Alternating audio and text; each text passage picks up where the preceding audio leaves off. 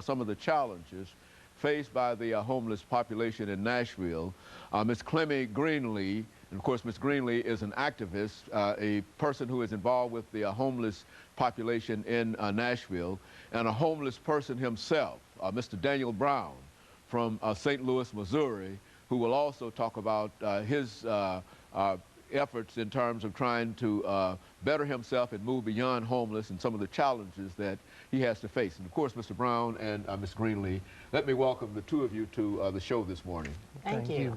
And to tell you how delighted we are, Ms. Greenlee, since you've been with us before, and Mr. Brown, to have the two of you here and to talk about what we consider to be one of the real problems, and it's sort of a persistent problem and has been around as long as I can remember, but it's still here. So let's have the two of you, and let's start with you, Ms. Greenlee, by having the two of you give us some information about your background and how you became involved in some of the activities that you're involved in. I think I introduced you as an activist and how you became involved, and of course Mr. Brown will tell us about how he got to Nashville, Tennessee, and then we'll talk about homelessness in Nashville from that perspective.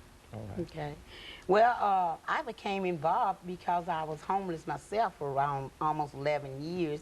Just been off the streets almost 5 years now. Well, right at 5 years. Being a survivor from the streets and knowing that it's a necessity to have housing, food, and water, it brought back to my attention that it has to be an organization out here that really just deals with nothing but the homeless issues. I mean, of course, you know me from the Galaxy Star Drug Awareness Program, so that itself allowed us to deal with the homeless population. And that gave me a lot of more education and a lot of more teaching on it. And then came along this organization called Nashville Homeless Power Project. And when I found out it was ran and organized by homeless and formerly homeless individuals, it was like, oh yeah, you know, I'd like to be a part of that. Because it's real. The ones who are running it has experienced it themselves. And coming from the streets, like I said, of Nashville, living under the bridges, sleeping in the alleys, practically eating out of trash cans, learning how to survive out there without any system helping us, it was a horrifying experience for me. And that itself brought me into wanting to do something about this. Mr. Brown, you came all the way from St. Louis, Missouri. How did you get to Nashville, Tennessee? I hitchhiked here.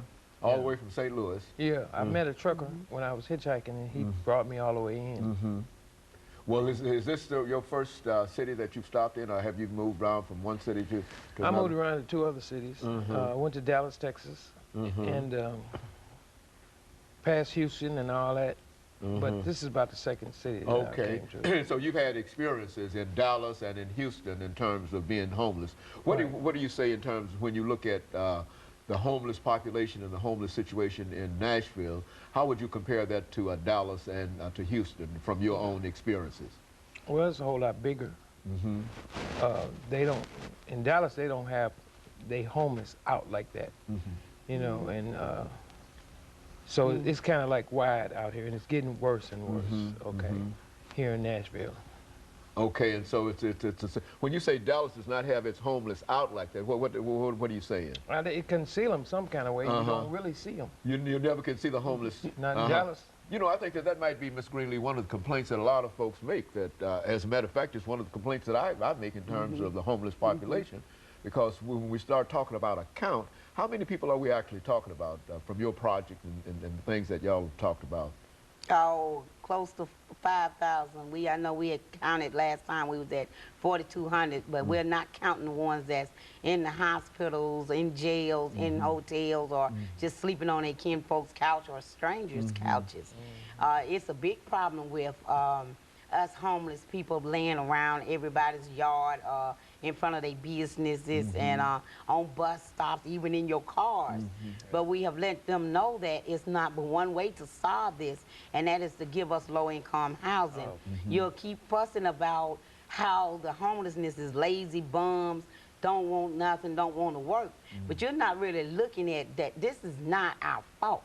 This system has really got us caught up in where we're at. A lot of people didn't just wake up and say, I want to become homeless. A lot of people lost their jobs and couldn't afford to get back on track.